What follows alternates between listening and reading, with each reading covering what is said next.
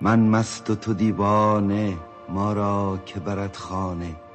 100 بار تو را گفتم کم خورد و سپیمانه. در شهر یکی کس را هوشیار نمی بینم، هر یک بتر از دیگر شوریده و دیوانه.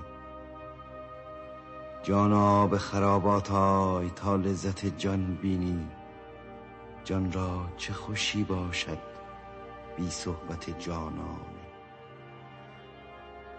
هر گوشه یکی مستی، دستی زده بر دستی، وان ساقی هر هستی با ساغر شاهانه. تو وقف خراباتی، دخلت می و خرجت می، زین وقف به هوشیاران مسپار یکی دانه.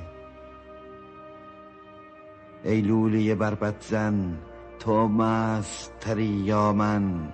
ای پیش چو تو مستی افسون من افسانه. از خانه برون رفتم مستیم به پیش آمد، در هر نظرش مضمر 100 گلشن و کاشانه. چون کشتی بی لنگر کژ می شد و مژ می شد، و از حسرت او مرده 100 عاقل و فرزانه. گفتم ز کجایی تو؟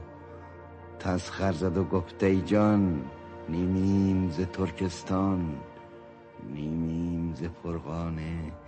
نیمیم ز آب و گل، نیمیم ز جان و دل، نیمیم لب دریا، نیمی همه دردانه. گفتم که رفیقی کن با من که منت خویشم، گفتا که بنشناسم من خویش ز بیگانه.